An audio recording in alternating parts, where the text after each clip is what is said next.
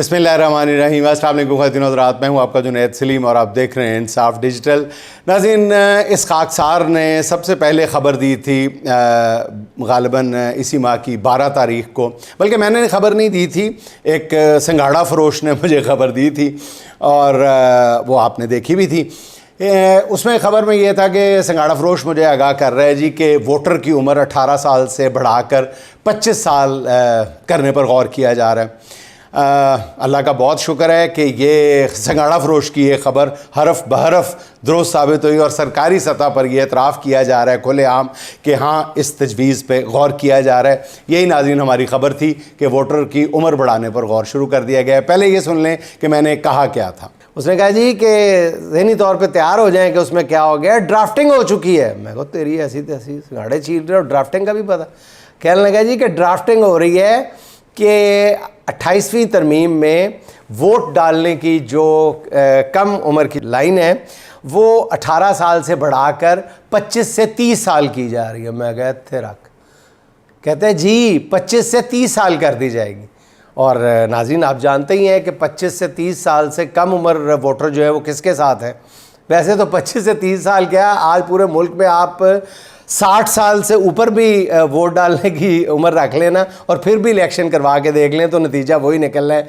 जी आप सही समझें, वही निकलना है। नाज़रीन, अब आते हैं इस बात पर कि वोटर की उम्र, जैसे मैंने उस अपने व्लॉग में भी अर्ज़ किया था कि वोटर की उम्र 18 साल से 25 साल करने की ज़रूरत क्यों महसूस होने लगी है, क्योंकि इस वक्त 18 से 25 साल के वोटर्स की तादाद 2.5 करोड़ के लगभग है। ख्याल है कि आइंदा इंतखाबात तक इन नौजवान वोटर्स की तादाद जो है वो 3.5 करोड़ से तजावज़ कर जाएगी। हुक्मरानों ने ये बात दिल में बिठा ली है कि नौजवान वोटर्स जो हैं वो इमरान खान के अलावा किसी और के बारे में सोचने को तैयार नहीं है और इन्हीं नौजवानों ने सोशल मीडिया पर पूरे सिस्टम को तिगनी का नाच नचा रखा। गुज़िश्ता इंतखाबात के दौरान इन नौजवानों ने 70 साल से राइज सिस्टम की चूलें हिला कर रख दी थी। वोटर को कंट्रोल करने का हर आजमूदा हरबा इन नौजवानों ने वापस उनके मुंह पर दे मारा था। इन जालिम नौजवानों का सबसे बड़ा कसूर ये था कि उन्होंने निज़ाम की हर धांधली, जुल्म का हर हरबा और सिस्टम के हर मुंह ज़ोर का कच्चा छटा जो है वो अपने मोबाइल के कैमरे में महफूज कर लिया था। बल्कि ये नौजवान जुल्म की 70 साल तारीख की पूरी फिल्म हम वतनों के जहन की स्क्रीन से उतरने ही नहीं दे रहे। ये नौजवान पारसाओं के जुब्बा और दस्तार को किसी न किसी अंदाज में नोच रहे हैं, अशराफिया के इक़्तिदार को ललकार रहे हैं। 2 साल हो गए हैं ये अपने मैंडेट के साथ होने वाली डकैती को कबूल करने के लिए तैयार नहीं है।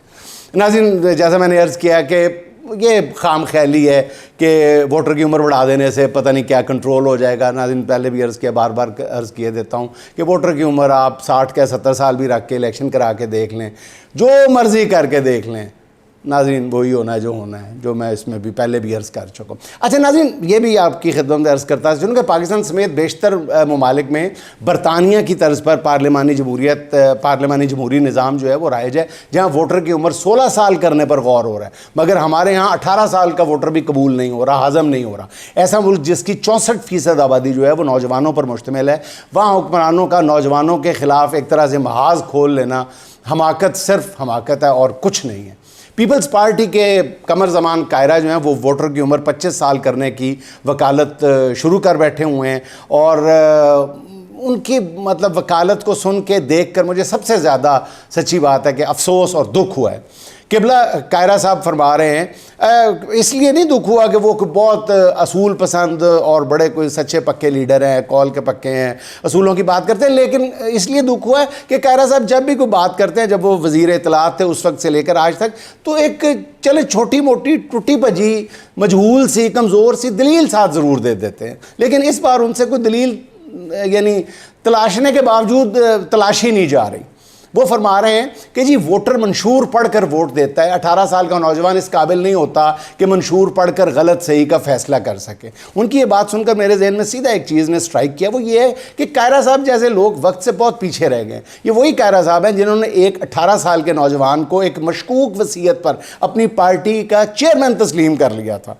یاد ہے نا قاری صاحب؟ اور قاری صاحب اور ان کے سب جتنے ہم اثر اس نوجوان چیئرمین کے پیچھے ہاتھ باندھے کھڑے رہتے ہیں. اب 18 سال کا عام ووٹر ان کے نوجوان چیئرمین کی موروثی سیاست کو ماننے سے انکاری ہے تو وہ نوجوانوں کو ناسمجھ قرار دے رہے ہیں. میں تو سمجھنے سے قاصر ہوں.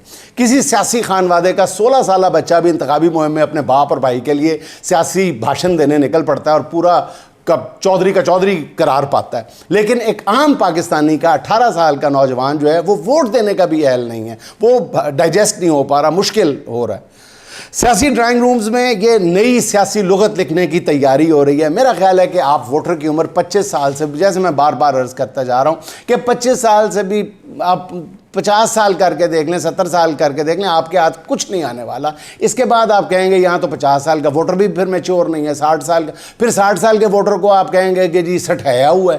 60 سال کے بندے کو بھی رہنے دیں, اس سے بھی حق چھین لیا جائے ووٹ دینے کا, اس سے کہ جو 60 سال کے اوپر کے لوگ ہیں وہ 17-72 قرار پائیں گے. کیونکہ عمران خان کی پذیرائی تو ہر عمر کے ووٹرز میں ناقابل بیان حد تک موجود ہے. میں نے تو سفید ریش والے اس لیے روتے ہوئے دیکھے ہیں, میں نے ڈھلتی عمر کی ماؤں کو حرم میں عمران خان کے لیے دعائیں کرتے ہوئے دیکھا ہے. آپ کچھ بھی کر لیں, عمران خان دلوں سے نکلنے والا نہیں ہے, اس حقیقت کو تسلیم کر لیں یار. میرا خیال ہے کہ گزشتہ الیکشن میں حکمرانوں نے فارم 47 ایجاد کیا تھا. عمران خان سے بچنے کے لیے آخر میں اسی ایجاد کا سہارا لینا پڑے گا, باقی عمر شمر کے چکروں میں آپ نہ پڑیں. اچھا ناظرین, جیل میں بیٹھے عمران خان نے اب تک 2 ماسٹر سٹروک کھیلنے ہیں کہا جاتا ہے. ایک سہیل افریدی کو وزیر اعلیٰ بنانا اور دوسرا محمود اچکزئی کو قائد حزب اختلاف کا منصب سونپ دینا.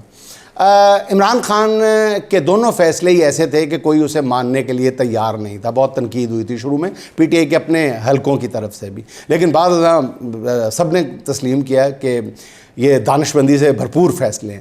بلکہ یہاں تک آ گیا کہ جی نظام ان تقرریوں کو نظام نہیں قبول کرے گا, پھر سسٹم کو ان دونوں کو قبول کرنا پڑا. پہلے حکمرانوں نے ایڑی چوٹی کا زور لگایا کہ محمود اچکزئی اپوزیشن لیڈر نہ بن سکے. اب کوشش ہو رہی ہے کہ کسی نہ کسی طرح اچکزئی کو اس بات پر قائل کر لیا جائے کہ وہ 8 فروری کے احتجاج کی کال واپس لے لیں. حکومت کا خدشہ ہے کہ پہیا جام اور شٹر ڈاؤن کی ایک کال کامیاب ہو گئی تو پھر پوری گیم جو ہے وہ محمود اچکزئی کے ہاتھ میں آ جائے گی, جس کے بعد وہ اپنا ایجنڈا ڈکٹیٹ کرنے کی پوزیشن میں آ جائیں گے. اس لیے نظام بہت زیادہ دباؤ محسوس کر رہا ہے. نون لیگ اس حوالے سے بہت فکر مند ہے. ذرائع کے مطابق کوشش ہو رہی ہے کہ اچکزئی کی اہم ترین شخصیات سے ملاقات کرائی جائے, مگر محمود اچکزئی نے کسی سے بھی ملنے سے پہلے عمران خان کے ساتھ ملاقات کی شرط رکھ دی ہے. اب صدیق جان صاحب وہ یہ کہتے ہیں کہ ایک طاقتور وزیر جو حکومتی نمائندہ نہیں سمجھا جاتا, ان کا اشارہ محسن نقوی کی طرف ہے, ان کی تحریک انصاف کی ایک اہم شخصیت کے ساتھ ملاقات ہوئی ہے. غالباً مسئلہ 8 فروری کی کال ہے. پی ٹی آئی 3 سال سے ایک ہی سراغ سے ڈسی جا رہی ہے. ناظرین, جیسے کسی احتجاج یا تحریک کا اعلان ہوتا ہے کچھ لوگ مذاکرات کا ڈول ڈال دیتے ہیں. میرا خیال ہے کہ اس بار کسی ٹھوس اقدام کے بغیر محمود اچکزئی پیچھے ہٹتے ہوئے نظر نہیں آتے. اچھا ناظرین, ملک میں تحقیقاتی صحافت کے سرخیل ہر دور میں جابر سلطان کے سامنے اپنی جان ہتھیلی پہ رکھ کے کلمہ حق کہنے والے بے باک اور نہ ڈر صحافی, نہ جھکنے والا نہ بکنے والا, ہر نعرہ ان پہ فٹ آتا ہے. محترم جناب عزت مآب صالح ظافر صاحب نے خبردار کیا ہے کہ وہ لکھتے ہیں کہ سخت گیر شہرت رکھنے والے مرزا ساجد بیگ نے اڈیالہ جیل کے سپرنٹنڈنٹ کا چارج سنبھال لیا ہے. ان کا تقرر ایسے موقع پہ ہوا ہے جب اڈیالہ جیل میں زیر حراست بعض مجرموں کے بارے میں تاثر عام ہو گیا ہے کہ وہ قابو سے باہر ہو رہے ہیں. بلا استثناء سب کو برا بھلا کہنے لگ گئے ہیں, قیدی کہنے لگ گئے ہیں. اور اس اڈیالہ جیل میں تحریک انصاف کا بانی بھی سنگین مقدمات میں سزا یافتہ ہونے کے بعد اپنی قید کے سال پورے کر رہا ہے. یہ صالح ظافر صاحب لکھتے ہیں. تو اس پر محترم جناب صالح ظافر صاحب سے میں صرف اتنا پوچھنے کی جسارت کر سکتا ہوں کہ حضور والا, اس سے پہلے اڈیالے کا چارج جس کے پاس تھا کیا وہ سخت گیر نہیں تھا؟ کیا وہ 1.5 سال تک اڈیالہ جیل میں قیدیوں کے لیے روزانہ میوزیکل کانسرٹ منعقد کرواتا تھا, یا نیاز کے لنگر تقسیم کرتا تھا, یا وہ اپنی تنخواہ مجبور قیدیوں میں تقسیم کر دیتا تھا, یا وہ کسی قیدی کو بیڑیوں میں دیکھ کر پھوٹ پھوٹ کر رونے لگتا تھا, یا تنہائی کا شکار قیدیوں کا دل بہلانے کے لیے ان کے ساتھ یسو پنجو کھیلنے لگ جاتا تھا؟ بہتر ہوتا کہ صالح ظافر صاحب اڈیالہ کے نئے سپرنٹنڈنٹ کی سخت گیری کی اطلاع دینے کے ساتھ ساتھ گزشتہ سپرنٹنڈنٹ کی نرم دلی کے کچھ واقعات بھی رقم کر دیتے, یا پھر یہی بتا دیتے کہ ساجد بیگ صاحب کی پٹاری میں سخت گیری والے اب کون کون سے سانپ ہیں جو پہلے کسی نے نہیں نکالے اور یہ نکال دیں گے نئے سپرنٹنڈنٹ صاحب. وہ اب کس طرح کی سخت گیری کا ارادہ رکھتے ہیں؟ کیا وہ عمران خان کے سیل کے گرد کوئی سیسا پلائی دیوار کھڑی کرنے کا ارادہ رکھتے ہیں؟ کیا اب ان کے لیے دیسی گھی میں پکنے والے کھانوں کی خوشبو کوئی اور نہیں سونگھ سکے گا؟ یا وہ دوسرے قیدیوں کی توجہ جو ہے وہ قیدی نمبر 804 سے ہٹانے کے لیے جیل کے اندر سانپ اور نیولے کا کوئی تماشا شروع کرنے والے ہیں؟ صالح ظافر صاحب صرف کونا مش صحافی نہیں بلکہ صحافت کا آپ ایک عہد ہے. یوں آدھی ادھوری خبر دینا میرا خیال ہے کہ آپ کے اپنے قائم کردہ جو صحافتی معیار ہیں ان کے مطابق نہیں ہے. ورنہ مجھے اچھی طرح یاد ہے صالح ظافر صاحب 12 اکتوبر 1999 کو میاں نواز شریف صاحب کی حکومت ختم ہونے پر جو آپ نے وزیر اعظم ہاؤس سے ملنے والی اشیاء آلات اور ادویات کی جو تفصیل بتائی تھی اسے آج بھی آپ کی صحافت کا شاہکار مانا جاتا ہے. مجھے ٹھیک طرح سے تو پتہ نہیں ہے لیکن میرا اندازہ ہے کہ آپ کی یہ جو خبر تھی, یہ جنگ میں چھپنے والی یہ خبر, یہ بائی لائن سٹوری تھی اور صحافت کے طالب علموں کو کالجز اور یونیورسٹیز میں میرا خیال پڑھائی جاتی ہوگی کہیں نہ کہیں. اچھا ناظرین, وزیر اعظم مریم نواز کے صاحبزادے جنید صفدر دوسری بار رشتہ ازدواج میں منسلک ہوئے ہیں اور ان کی پہلی شادی بدقسمتی سے نہیں چل سکی تھی. ان دونوں سوشل میڈیا پر جنید صفدر کی شادی کی تصاویر اور ویڈیوز وائرل ہے. ہر کوئی دلہا اور دلہن کی خوبصورتی کی, ان کے ملبوسات کی تعریف کر رہا ہے, کوئی ان کے مہنگے لباس اور پہناوے پر تنقید بھی کر رہا ہے, جس سے ایک طرح کی ایک سیاسی بحث چل نکلی ہے. سوشل میڈیا کو کھیلنے کو کچھ مل گیا ہے, اصل مسائل سے توجہ ہٹ گئی ہے. کچھ لوگوں کا خیال یہ ہے کہ سیاستدانوں اور خاص طور پر حکمرانوں کے شاہانہ اخراجات اگر عوام کو بتائے جائیں تو لوگ ان سے شاید فاصلہ اختیار کر لیتے ہیں یا نفرت کرنے لگتے ہیں. ناظرین ویسے میری رائے اب عمر کے اس حصے میں آ کے بدل چکی ہے. میرا خیال ہے کہ حکمرانوں کی شاہ خرچیاں دیکھ کر عوام نفرت شفرت کوئی نہیں کرتے حکمرانوں سے. میرے ذہن میں ایک مثال آ رہی ہے. کافی سال پہلے میں نے ایک مذہبی و سیاسی جماعت کے قائد کو, اس زمانے میں پجیرو ہوا کرتی تھی, لینڈ کروزر نہیں تھا عمارت کی علامت جو تھی, تو ان کو جلسے میں آتے دیکھا.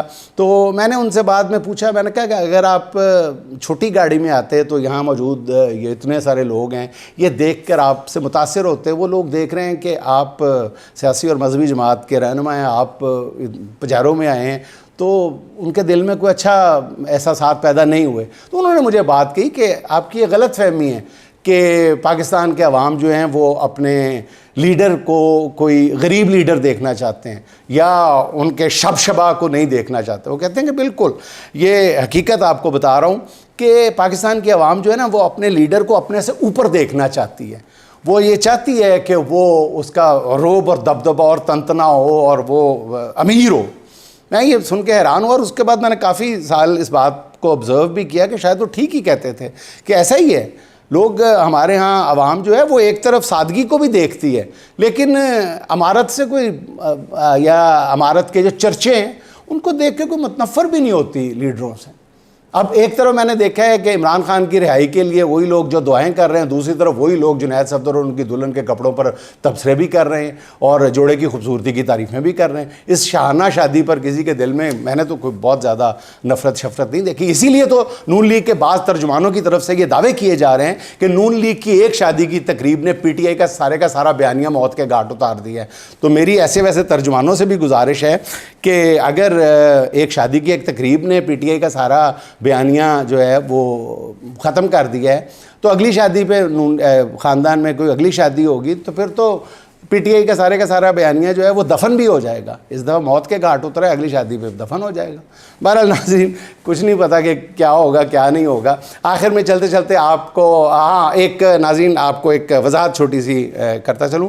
کچھ دن پہلے ہم نے ایک ضمنی انتخابات میں ایک سب انسپیکٹر کا ذکر کیا تھا کہ وہ سب انسپیکٹر جو ہے اس کو محترم نواز شریف صاحب نے نواز دیا ہے اور اس کو جو ہے وہ بیج لگائے جا رہے ہیں، تو وہ خبر بالکل 100% میں اپنی خبر پہ قائم ہوں، لیکن غلطی سے ہمارے ایڈیٹر صاحب نے وہ جو ہے اس خبر کا جو کلپ لیا تھا اس میں سے اس پہ جو تھم نیل کی تصویر لگائی تھی وہ غلطی سے کوئی اور تصویر لگ گئی ہوئی ہے۔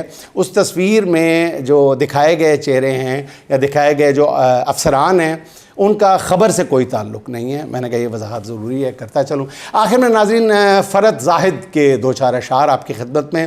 وقت کی سب روانیاں چپ ہیں، وقت کی سب روانیاں چپ ہے، کب سے میری کہانیاں چپ ہے، بھول جاؤں نہ میں دعا اپنی، کیوں تیری مہربانیاں چپ ہیں، زندگی چل رہی ہے چال اپنی اور سب خوش گمانیاں چپ ہیں، ایک محبت کی بات کیا کرنی، غم کی ساری نشانیاں چپ ہیں، خوف گلیوں میں ڈولتا ہے یوں، خوف گلیوں میں ڈولتا ہے یوں، شہر کی بدگمانیاں چپ ہیں، شہر کی بدگمانیاں چپ ہیں۔ ناظرین خوش رہیں، خوش رکھیں، آپ سے ملاقات ہوگی انشاءاللہ اگلے ولاگ میں۔ اللہ حافظ۔